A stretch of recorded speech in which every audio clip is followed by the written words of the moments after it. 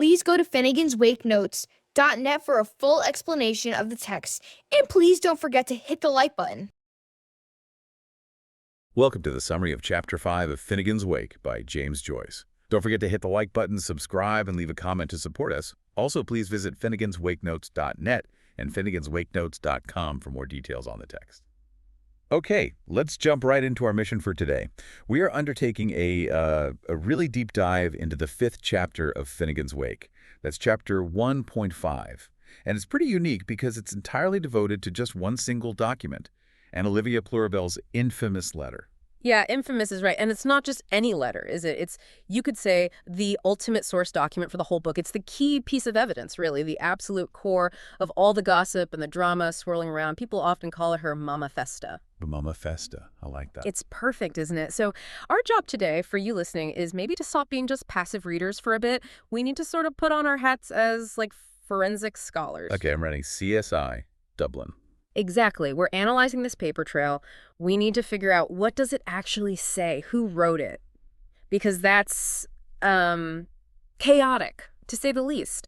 And maybe most importantly, what does this whole exercise tell us about truth itself within Joyce's world? It's a big task. It really is.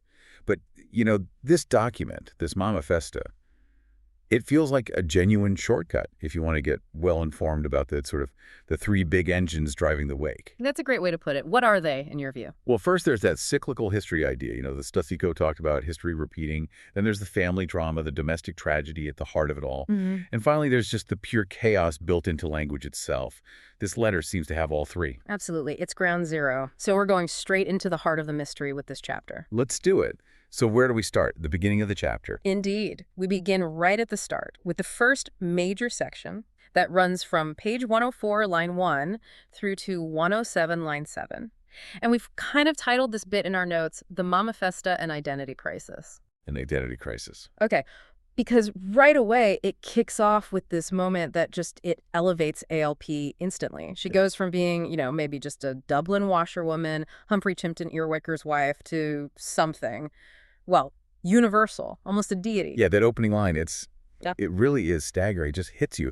It says, in the name of Anna the All-Merciful, the ever-living, the bringer of plurabilities. See, it's not just, hi, how are you? It's a sacred invocation. Totally. And straight away, it feels like it's blending things, different traditions. That's exactly it. It's this act of profound linguistic syncretism, mixing things together. You picked up on it. The structure, in the name of, it immediately echoes the Islamic Bismillah. Right. In the name of Allah, the merciful, the compassionate. That's at the start of almost every chapter in the Quran. Precisely. So by adopting that specific formula, Anna Livia, or Anna, here gets plugged straight into this global divine network. She becomes a kind of mother of all creation right from the first sentence. Wow. So not just Anna, HC's wife, but Anna the All-Merciful. That All-Merciful feels huge. Our notes connect this to Robert Graves' idea of the great goddess, right? Celebrating her universality. Yes, and also to Eve, the first mother in the Judeo-Christian tradition, mother of all humanity. But it doesn't stop there. It pulls in Christian liturgy, too. Ah, I thought I heard echoes of that, like the Lord's Prayer. Exactly. Phrases like, hallowed be thy name and thy will be done, they're woven right into her description. But notice, the prayer isn't pointed outwards towards some, abstract sky god. It's directed right back at her physical nature as the river. The river Liffey, ALP herself. Right. The prayer finishes with this wish that her rill, her little stream, her life current may be run unhemmed as it is uneven. It's like saying, let her flow, let life flow, resist straight lines, resist boundaries. She is that flowing essence of life and history and language itself. Wow. Okay, so that opening sets an incredibly broad stage. She's domestic, but also historical, biblical, geographical, all at once. And then, just as you think you've got a handle on it, the floodgates open. The next big thing in this section is this absolutely astounding list of names, titles for this one document. 1,000 names, the notes say. Well, maybe not literally 1,000, but so many. And each one seems to reflect its protean nature, how it keeps changing shape. just like the book itself, which Joyce called work in progress for years. So the names themselves tell a story about the letter's instability. Exactly. It's like the document refuses to be pinned down. Every single name is a new angle, a new historical lens to look through. Take the classical ones, for instance. Like which one? Well, there's Augusta Angustissimos for Old Sebastius' salvation. That Augusta immediately links ALP to Livia, Livia, the wife of Augustus Caesar. the Roman emperor. The very same. Livia was this incredibly formidable woman, a real power behind the throne, seen as august, revered in Roman politics. And ALP in her own domestic sphere holds that same kind of quiet foundational power within the Earwicker family, connects the private and the imperial. Okay, so we've got Roman history, but then it seems to jump right down to something much smaller, almost childish. It does. That's the rhythm of the wake, isn't it? Grandeur immediately followed by the everyday. We get titles like Rockabill Booby in the Wave Trough. Which sounds like Rockabye Baby, Hmm? the lullaby. Precisely.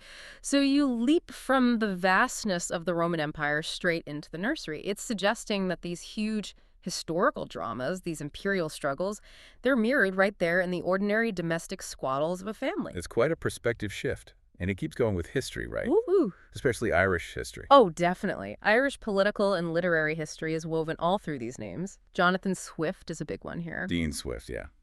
How does he feature? We see titles like The Crazier Letters, which echoes his famous Drapier's Letters, a really powerful political pamphlet series he wrote anonymously. And then there's this amazing question embedded in another title.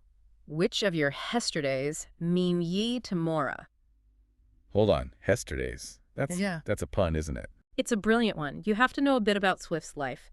He had these two intense, complicated relationships with two women, both named Esther.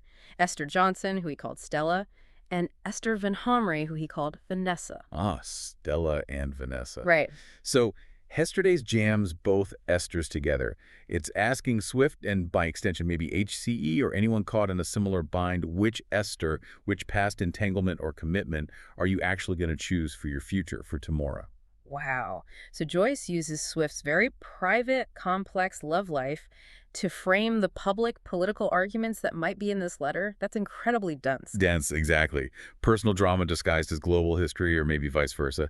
And that historical sweep, it just keeps rolling. There's another title, Buy Birthplate for a Bite. Birthplate for a Bite sounds biblical. It is. It's a super condensed summary of the story of Jacob and Esau, where Esau famously sells his birthright, his inheritance, to his brother Jacob for just a bowl of soup, a bite to eat. So the letter, whatever it contains, is tied up with fundamental questions of inheritance, who gets what, and betrayal. That's the implication. It holds the key to birthrights, legitimacy, maybe who really belongs. And this movement, between the personal and the universal, it's even mapped out geographically in the names. How so? Well, there's that phrase, for arc, see zoo. Like in an encyclopedia index, C also. Right. But look at the letters. A-R-K at the beginning of the alphabet, Z-O-O at the end. It's suggesting the end contains the beginning. It folds back on itself, visually reinforcing that Viconian cycle of history we mentioned. Noah's Ark, containing the seeds of the future. Could be. And connected to the rainbow, the covenant, maybe ALP's role as a preserver. And geographically, we literally travel the globe in just a few lines of these titles. You get Dublin spots like the Coombe mixed up with, like the pyramids of Egypt. And really obscure places too, right? Like Papua-Stray. Where's that? It's a tiny island in the Orkneys off Scotland. So you have the local Dublin scene, ancient Egypt, and this remote northern island all jumbled together. It confirms that the Earwicker story, this family drama, isn't just happening in Chapelizod, it's happening everywhere, all the time. It's a universal pattern. A geographical melting pot. Yeah. And there's music and mythology mixed in too. Loads of it. Listen to this one. Myrtles of Venice played to Glaucus's line. It's packed. Myrtle is the plant sacred to Aphrodite, or Venus, the goddess of love. Okay, love Venice. Romantic. And then Glaucus's sounds like Bacchus, the god of wine and ecstasy. But Glaucus's line also apparently refers to the tune of the U.S. national anthem, the Star-Spangled Banner, which was originally a British drinking song called To Anacreon in Heaven. Wait, seriously? The U.S. anthem tune? That's what the scholars say. So in one short phrase, you've got classical myth, romantic love, drunken revelry, and modern nationalism all crashing together. It's pure wake chaos. But it's not all light in music, is it? There are darker sort of theological threads running through as well. Definitely. You see the phrase, "O Felix culpa." Oh, happy fault, or oh, fortunate fall. The idea that Adam's sin, the original sin, was ultimately a good thing because it led to redemption through Christ. Exactly. It's a profound theological concept. But what does Joyce immediately do? He applies it to Ophelia's culprits. Ophelia from Hamlet. Yeah. And culprits, like culprits and prints, maybe blueprints, and linked to guilt. Right. It pulls original sin and the promise of redemption right down into the messy world of sexual guilt, maybe HCE's alleged transgression in the park, possibly linking it to Ophelia's tragic fate, often interpreted through a lens of lost innocence or sexual betrayal. It elevates the grubby scandal, but also makes it tragically universally human. That's the Wake in action, taking the sublime and instantly grounding it in human messiness. And ALP herself is placed beyond ordinary time. There's a description of her older North rogues among wished eye slips, which directly echoes Walter Pater's famous lines about the Mona Lisa. Pater described her as being older than the rocks among which she sits. So Joyce borrows that structure. ALP, like the Mona Lisa, becomes ancient, enduring, perpetual. She embodies geological time, like the river itself. Wow. Okay. So after all that, does this section actually tell us what the letter is about? It does, finally. It sort of circles back to confirm the core subject matter. It's presented as a true account all about the honorary Mirsu earwicker, L.S.D., that's Humphrey Chimpton earwicker, maybe Lord Send Deliverance or just pound shillings pence. And who wrote this true account? It's attributed, maybe ironically, maybe not, to a woman of the world, which strongly implies ALP herself. Okay, so it's her version of events. It seems so, and the account confirms it's about the scandal, the accusation involving Private's earwicker and a pair of sloppy sluts. It mentions the raincoats incident, another key element of the gossip surrounding HCE. So this first part basically sets up the whole puzzle. It tells us this letter is supposed to be the definitive truth about the scandal, written by ALP, but the document itself seems completely unstable, named 1,000 different ways, spanning all of history and myth. Precisely. If this contains the core truth, why does the document itself refuse to hold still? That's the question that launches us into the next section. Which brings us perfectly to part 2 then. Unpacking the proteoform graph, which you said runs from 107.08 to 112.27. So now we're moving from what the letter might say to looking at its actual physical existence and structure. Exactly right. We're pivoting. The key concept here is that the letter itself is described as a proteoform graph and also a polyhedron of scripture. Okay, break those down. Proteoform, like Proteus. Yes, the sea god from Greek mythology who could change his shape constantly to avoid being caught or questioned. So the letter, like Proteus, changes form the moment you try to grasp it, the moment you try to fix its meaning. And polyhedron of scripture. Polyhedron means many-sided, like a crystal or a complex geometric shape. And scripture implies it's sacred, authoritative text. So it's a sacred text with multiple, often conflicting facets or interpretations. In short, the letter is Finnegans Wake. It's a microcosm of the whole book. Right, the book in miniature. And the text even tries to describe the person who wrote it. Physically. It does, but in a way that's designed to be completely unreliable, almost a joke. It suggests that amateur interpreters, naive alphabeters, Joyce calls them, might attribute the writing to a deliquescent recidivist, possibly ambidextrous, Snub-Nosed. Okay. Deliquescent means melting or dissolving. Recidivist is someone who keeps relapsing into crime. Ambidextrous and snub-nosed. What's the significance of the snub-nose? It seems oddly specific. It's fantastic, isn't it? Our sources suggest a couple of things. Maybe it suggests a short, broad nose, like the shape of a gun barrel implying aggression. Or maybe it's just about the limited perspective of the observer who focuses on such a trivial detail. The whole description is so specific, yet so contradictory and almost insulting, that it immediately signals don't trust the physical evidence, or at least don't trust the easy interpretations of it. So the evidence itself is suspect from the start. And we, the readers, trying to make sense of it, we get a name too. We do. We're cast as the eternal chimera hunter, Oreolopos. Chimera hunter, hunting mythical beasts that don't exist. And Oreolopos. Sounds like Orion, the hunter in the stars, maybe fused with Ouroboros. That's the common reading. Ouroboros, the snake eating its own tail, the symbol of eternity and cycles. So we're the poor souls, the eternal hunters, doomed to chase a constantly shifting, self-consuming meaning in a text that's specifically designed to elude us. Okay, that's not very encouraging for our forensic mission. Well, it sets the terms. And even the process of writing the letter is described as impossible, reflecting the chaos of the story itself. It was supposedly written erect, beseated, mountebank against a party wall. How can you be erect and seated and on horseback all at once? You can't. And the writer's mind could be turbid or pellucid, murky or crystal clear. This complete impossibility of the writing posture and the mental state mirrors the contradictory accounts of HCE's fall. Was he guilty? Was he innocent? Was he standing, sitting, falling? The text gives us every version simultaneously. Which naturally leads to the big question, the one everyone asks when faced with confusing evidence or gossip. Baron Lucidor, who in Hahagal wrote the darn thing anyhow. Baron Lucifer, the light-bringer, the accuser. Is he tied up in the writing? That's the suggestion. The very act of writing, of bringing the story to light, might be tangled up with accusation, maybe even with evil or deception. Who is the author? And what's the text's immediate answer to that question? Its immediate response is basically, slow down. It emphasizes the need for patience. We're urged not to be or become out of patience, which is apparently a little nod to the Gilbert and Sullivan operetta, Patience. So, like the operetta, the text is telling us that finding resolution, whether in history or in this document, requires immense endurance. Don't rush to judgment. Exactly. Rushing to a fixed interpretation is the reader's first mistake when dealing with the Wake. And it seems we also need to grapple with some pretty deep philosophical ideas here. We do. The text explicitly draws a line between Plato's concept of being, the realm of eternal, unchanging forms, the absolute truth, and becoming, the messy, changing physical world we live in. And the letter. The letter refuses to just stay nicely in the realm of being, of fixed truth. Instead, it insists on participating in both. It's somehow part of the eternal pattern and part of the chaotic flux of everyday life, of becoming. It won't be pinned down philosophically either. And the cultural references just keep piling up, don't they? Oh, massively. It's like Joyce is throwing the entire weight of human thought onto this one scrap of paper. You get Confucianism mentioned, Kung's doctrine of the mean, the middle way.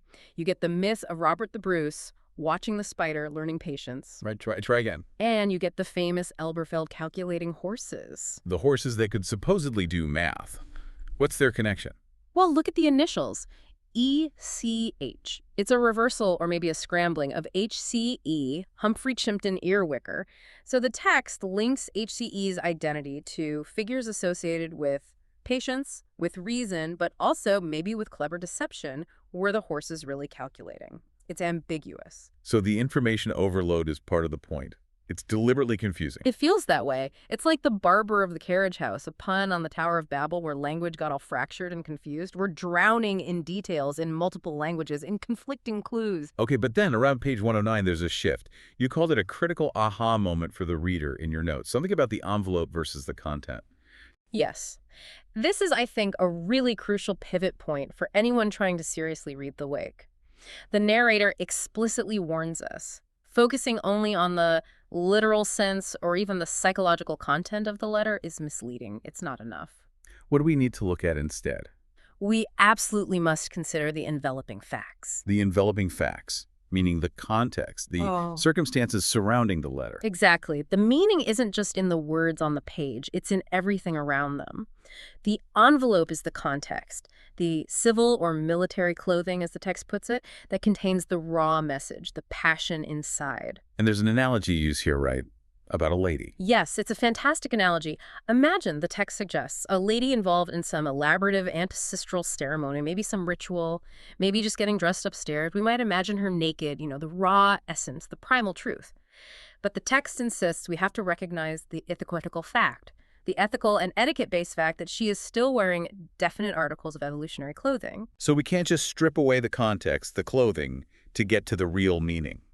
Both exist together. Both exist, and both are crucial. The feminine clothing, the surface reality, the context, how it appears, is just as vital as the feminine fiction, stranger than the facts, the deeper, perhaps hidden, raw truth inside the letter. You need both to understand what's going on with ALP's message. Okay, that makes sense. You need the whole picture. Oh. And speaking of context, the story of how the letter was actually found seems to provide exactly that, doesn't it? It absolutely does. The narrative immediately zooms in on the letter's discovery, and it wasn't found in an archive or a library. It was found by a hen. A hen. Seriously. A hen, a Belinda of the Dorans, she's called. And where does she find it? On the fatal midden or chip factory, or comical-bottomed copse jute. Basically a dump. A rubbish heap. A midden. Right. And the midden heap is symbolically crucial in the wake.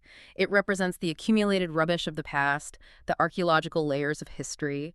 It's the place where things are discarded, but also where things from previous cycles might be unearthed, starting the Viconian cycle over again. And the hen is the creature that naturally scratches through the rubbish, looking for sustenance, finding things others overlook. Perfectly put, she's the instinctive archaeologist. And the timing of the discovery is specific too, midwinter. Why midwinter?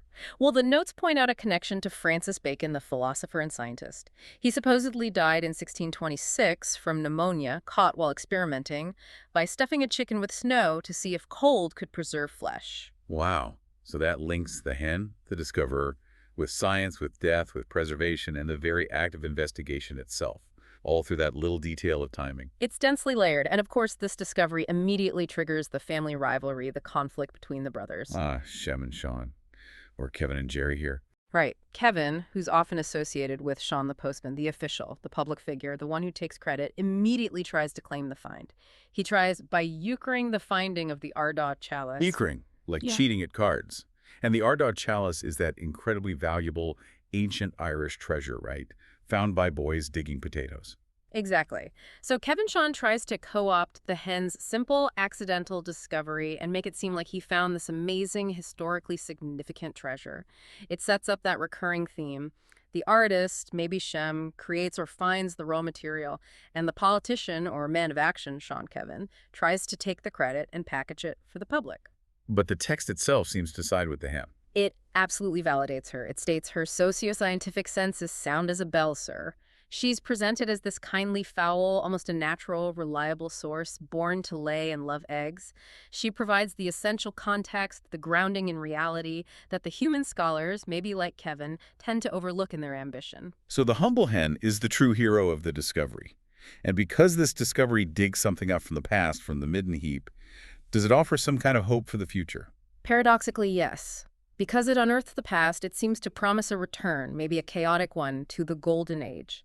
There's this very optimistic, if slightly bizarre, prediction that follows. What does it predict? That man will become dirigible, controllable, maybe able to fly, and, more strikingly, that the human lioness with her dishorned discipular man-ram will lie down together, publicly flank upon fleece. Okay, lioness and ram.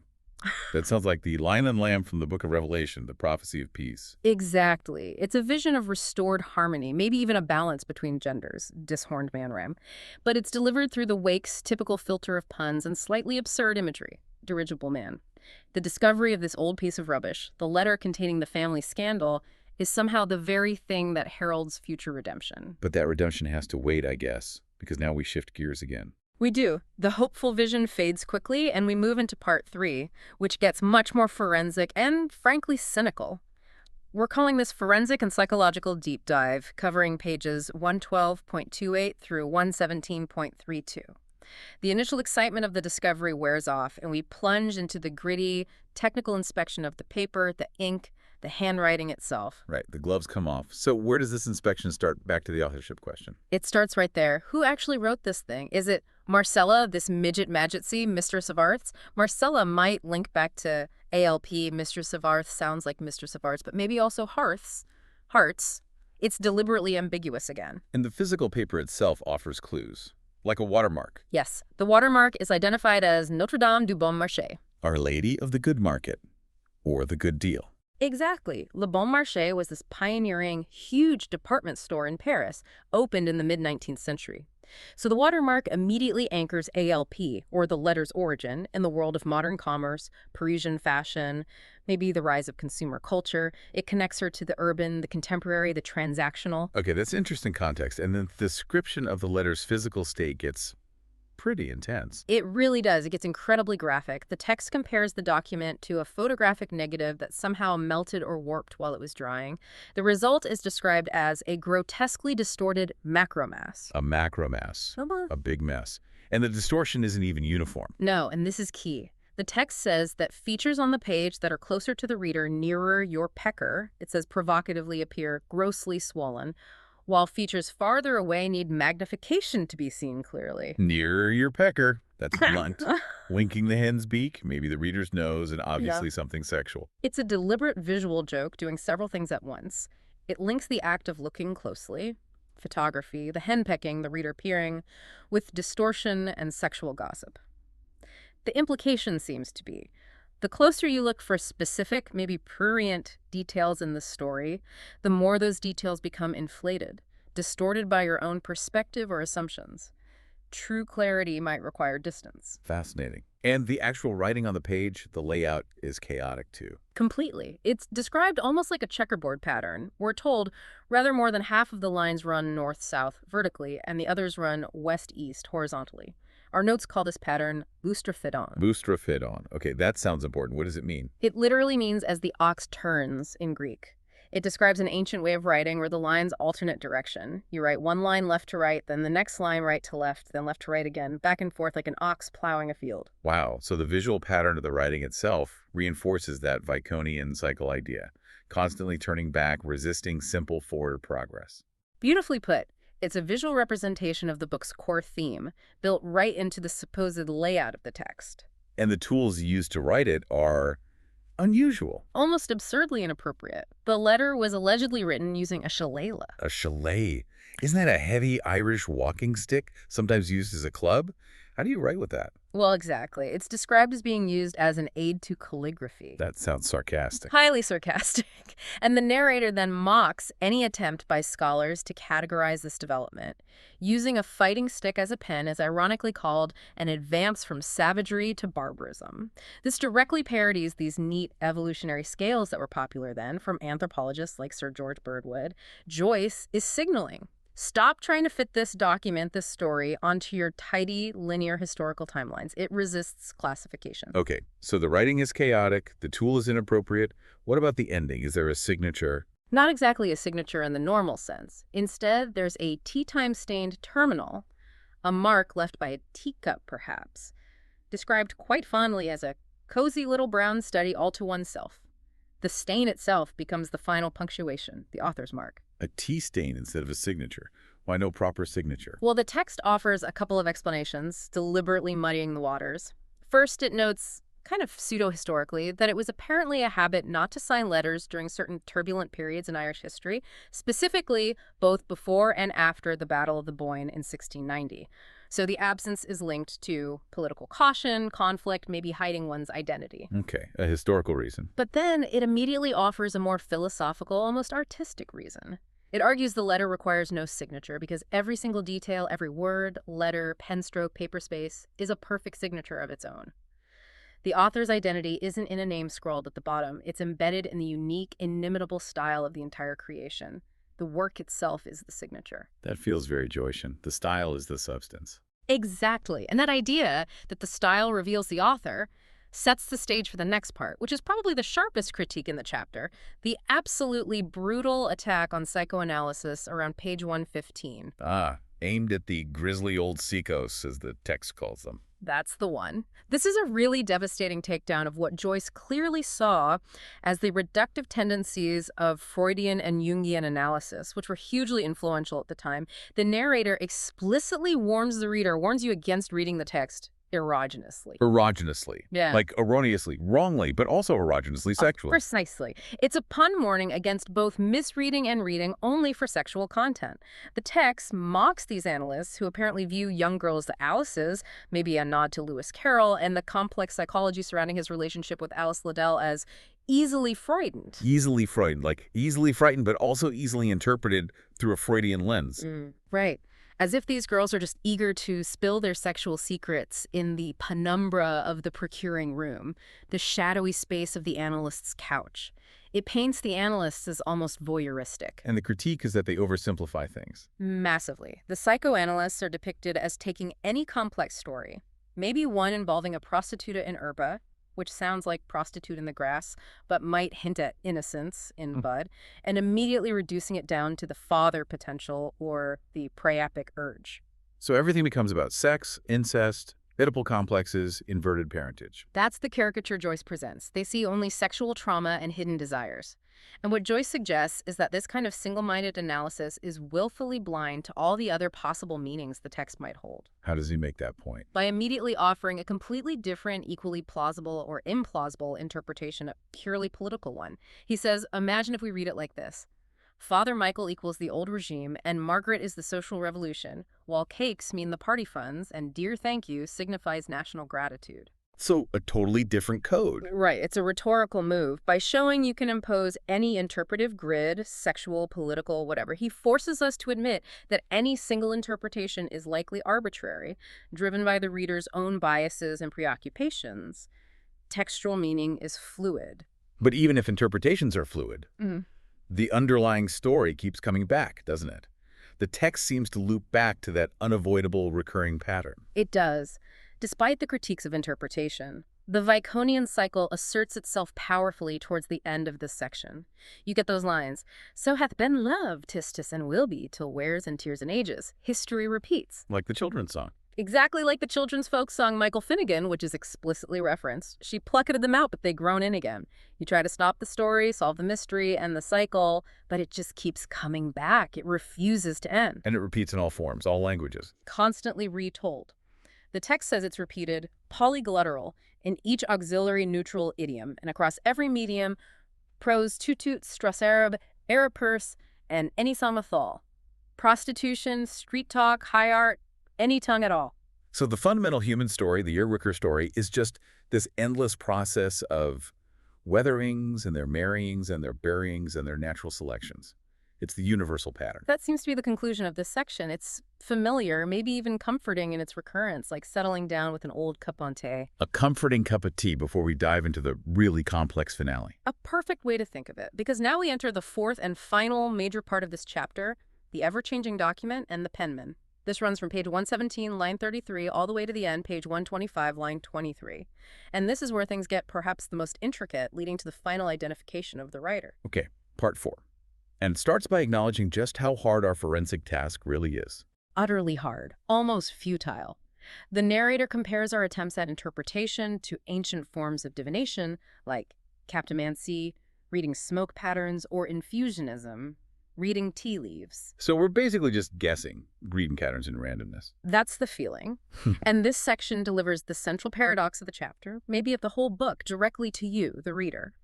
On the one hand, we're told we must accept the letter's genuine authorship and holus bolus authoritativeness. We have to treat it as real, as meaningful. Okay, accept it as genuine. No. But simultaneously, one who deeper thinks will always bear in the back buckets of his mind that this downright there you are and there it is only all in his eye. Wait, so we have to believe it's genuinely authoritative, but also know that its apparent solid reality, there you are and there it is just an illusion, something created by our own perception, all in his eye. That's a massive contradiction. It's the fundamental contradiction. How can it be both absolutely real and absolutely illusory? Why? Why is the truth, ultimately, all in his eye? Because, the text explains, everything connected to the letter, Joyce calls it the chaosmos of Ali, blending chaos and cosmos, everything was perpetually unstable. The inkhorn used wasn't consistent, the paper itself changed, and crucially, the inter-misunderstanding minds of the anti-collaborators were constantly shifting. Inter-misunderstanding minds of the anti-collaborators. Right. So the people involved didn't understand each other and maybe weren't even trying to collaborate properly. Seems like it. Even the words themselves were unstable. Variously inflected, differently pronounced, otherwise spelled, changeably meaning vocable script signs. The very building blocks of the message were in flux. The narrator almost sighs that we should just be grateful we have even a written on with dried ink scrap of paper at all to show for ourselves. So the text we have is just a ghost of an unstable process, not a fixed object. That's the idea. It's a miracle anything survived at all. And to really drive home this instability, this resistance to fixed interpretation, the narrator launches into this incredibly elaborate and quite famous parody of scholarly analysis. A parody? Specifically, it mocks the kind of detailed, almost obsessive analysis that scholars applied to medieval illuminated manuscripts, particularly the description of the famous Tunk page in the Book of Kells. Ah, the Book of Kells, that beautiful Irish manuscript. So Joyce is setting up academic nitpicking. Completely. It's meta-commentary at its absolute finest. The narrator goes into painstaking detail about the little symbols Joyce used in his notebooks to represent the main characters. We hear about the meant-to-be baffling Chrysamon Trilithon sign E. E for earwicker, HCE. Exactly. And the sources explain something fascinating. If you take that capital E siglum and rotate it 90 degrees counterclockwise, it becomes the Greek letter delta. Delta, which is the siglum for ALP, Anna Livia Plurabelle. Right. So the very symbols for the main characters visually demonstrate their interconnectedness, their potential to morph into one another, just by changing your perspective, rotating the page. It constantly reinforces the fluid identities and the need for the reader to shift perspective. That's clever. And the parody continues with the handwriting itself. Oh, yes. It focuses on how easily letters get confused in this supposed manuscript.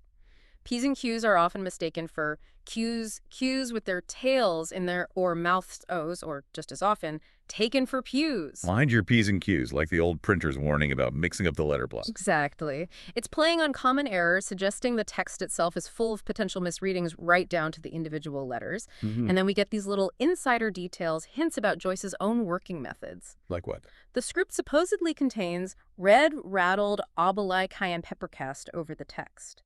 Obeli were marks used by ancient scholars, like in Alexandria, to flag passages they thought were spurious or corrupt, but more personally. Yes. This directly references the red ink, and especially the colored crayons, often red or orange like cayenne pepper, that Joyce himself used extensively in his notebooks to mark themes, track motifs, connect different parts of the wake as he was writing it. He's literally writing his own compositional process into the description of the ancient document being analyzed. That's incredibly meta. His own notes become part of the artifact. And the sexual undercurrents are still there, even in the script's appearance. Still there. The female libido, maybe ALP's voice or essence, is described as being visible in the handwriting itself, as this serpentine, flowing, almost lazy script, lacertina lazily, uncoiling across the page, like a lizard or lace. But it's not allowed to just flow freely. Apparently not. This feminine energy, this fluid script, is immediately shown as being sternly controlled and easily repersuaded by the uniform matter-of-factness of a meandering male fist. A male fist controlling the female flow. So even if ALP is the source, her voice is being channeled, transcribed, maybe even censored by a masculine structuring force, the writer. That's strongly implied. The raw feminine energy is being shaped, perhaps disciplined, by the male authorial hand. And the detailed scrutiny just keeps going and notes the too muchness, the for too manyness of all those four-legged M's. Four-legged M's. What does the M represent here? M is a hugely significant letter. Here it's linked to the four masters, the traditional analysts of Irish history, and also the four gospel writers, Matthew, Mark, Luke, and John. The four legs might even visually suggest the four posts of the bed, the site of conception and family history. So the overwhelming presence of M suggests that history is being recorded, judged, maybe even evangelized by multiple witnesses, often male, often bringing their own perspectives. That's a very good reading of it. It reinforces the idea of multiple viewpoints, multiple chroniclers shaping the narrative, and this whole intense forensic analysis, this parody, it builds to a final description of the document's end. Not the tea stain this time. No, something even more elaborate. It culminates in the Penelopean patience of its last paraphy. A paraphy is like a flourish after a signature, and this final flourish is described as a colophon of no fewer than 732 strokes. 732, that number sounds specific. Does it mean anything? It means everything in this context. 732 is the exact number of pages in the first edition of Joyce's previous novel, Ulysses. Wow, okay. That's huge. It's one of the clearest, most direct metatextual links in the entire Wake. It explicitly connects this foundational document of the new book, ALP's letter, to the physical size, the monumental structure of Joyce's previous masterpiece. It's like the ultimate authorial signature, pointing not to ALP, but squarely back to James Joyce himself, embedding Ulysses within the DNA of Finnegans Wake. That's a staggering piece of evidence dropped right in there. Yep. But after all this analysis of the writing, we finally get to the actual source of the document through physical damage, stabs in the paper. Yes, this is the climax of the investigation, the final crucial clue. The document, remember, was supposedly written in this flowing, uncontrolled, unpunctuated style, Hannah and Hano's unbrookable script. No breaks, no stops. Right, pure flow. But when the document is held up to the light, it reveals physical punctures. Stabs. Specifically, 4 in type, made by some kind of pronged instrument. 4 stabs, and they mean something. They're interpreted gradually and correctly, the text says, as representing attempts to impose punctuation, to impose stops. They mean stop, please stop, do please stop, and oh, do please stop, respectively. It's like an act of editorial violence performed on the text, a desperate plea for order, for pauses within the relentless flow. Someone tried to force punctuation onto the unpunctuated chaos. Who? The inquiry identifies the perpetrator. It was professionally piqué, Broadfresser Prendergast. Broadfresser, like bread professor. Yeah. And Prendergast, maybe Prendergast take breath. Or guest who imposes. All plausible readings. He's the academic figure sitting at the breakfast table, annoyed by the fluid, seemingly timeless nature of ALP's text. And what was he trying to do with his pronged instrument? Maybe a fork. He was attempting to introduce a notion of time by puncturing in holes in space. Puncturing space to introduce time. A professor trying to impose linear time, grammatical stops, onto the cyclical spatial flow of the text by literally stabbing the paper with his fork. It's profoundly comic, isn't it? It's the ultimate image of rigid, academic, ordering intellect trying and failing to control the messy, fluid reality of lived experience and natural language. The act of scholarly imposition is shown as a violent, almost pathetic gesture. And where exactly did he make these stabs? This is the final irony. The stabs, which form a pattern of 4-leaved shamrock or quadrifoil jab, are found to be placed in the exact same spots that were already naturally perforated or weakened.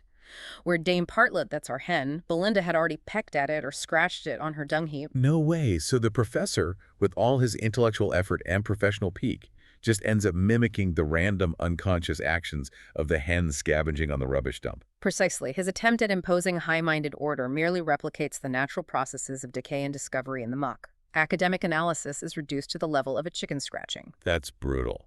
So after all that, who is finally identified as the author, the source? Well, the initial hypothesis that the document was maybe created by a jabberjaw ape, some kind of primitive mimic, is hotly dropped. The focus shifts definitively. The inquiry, the text concludes, points squarely towards that odious and still today insufficiently molestimated note snatcher, Shem the penman. Shem, the artist figure, the outcast son, the forger, the writer. Yes. Despite all the layers, all the contributions, all the enveloping facts, the final act of chronicling, of writing it down, of shaping the chaos into a text, however unstable, is attributed to Shem. He's the one who takes the raw material found by the hen, perhaps containing ALP's voice, maybe marked by HCE's actions and the professor's interventions, and turns it into the document we, and the characters in the book, are trying to read. The letter, the gossip, the history, the family drama, the linguistic chaos is ultimately presented as the product of the artist's hand. Wow. Okay. That's quite a journey through one chapter. Yeah. So let's try to pull the main threads together. To summarize our deep dive into chapter 1.5, what are the key takeaways for someone listening? I think the first thing is that this chapter, this letter, it's really a meta-commentary on the whole experience of reading Finnegans Wake. The letter is the book in miniature. How we approach it, how it resists us, that's the whole game. Right. And ALP's identity, as presented here, is incredibly fluid, isn't it? Mm-hmm. She's not just one thing. She merges the sacred, the divine, with the everyday domestic, the historical, the river itself. She's universal. Absolutely universal. And a crucial point is that the truth of this document, the meaning, isn't really fixed in the content. The content is too contradictory, too changeable. The real truth, if we can call it that, lies in the context, those enveloping facts, how it was found, who touched it, how it keeps changing, and in the ongoing shifting nature of its creation and interpretation. So the process is the point, not the product. In many ways, yes. And finally, the investigation, despite all its twists and turns and parodies, ultimately confirms what we might have suspected. The letter, like the book, is this massive collaboration of forces. You've got the hen finding it, HCE's actions causing it, ALP maybe dictating it, the professor stabbing it, the 4 children representing different perspectives.